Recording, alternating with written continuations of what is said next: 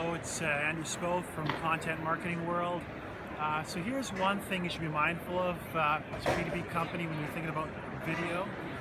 You need to find your brand's authentic voice and how to translate that to video.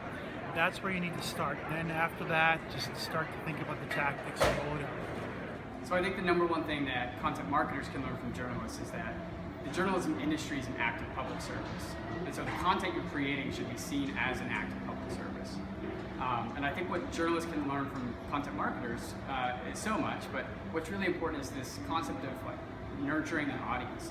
So it's not just creating content, putting it out there, there's a whole process afterwards.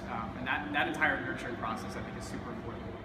I found a really interesting idea about how to map content to the customer's journey today, and that is to use both the language of your customer and use the language of the marketer in parallel. Most of the customer journeys I see only use one or the other, and so it kind of screws up the storyline because you're only seeing one of the characters in the play. You need to see both when you map the customer journey, have the customer voice and the marketer's voice.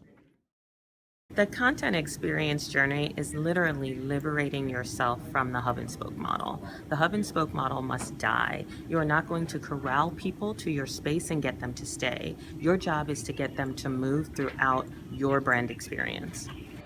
What most marketers don't realize is that they have an important audience that they've never really tapped into, and that's their employees. So research from Gallup shows that 41% of all employees don't even know what makes their company different or how to explain what it is that their company does. So that's where content marketing comes into play. Just like we use it to educate external audiences on the value that we deliver, we need to do the same thing with employees so that they can speak on behalf of our company in an educated sort of way. Right.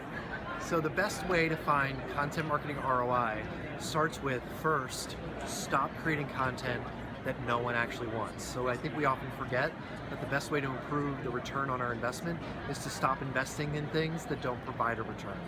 Now sometimes that answer doesn't help people because they're looking for revenue, the form of new leads or whatever the case may be.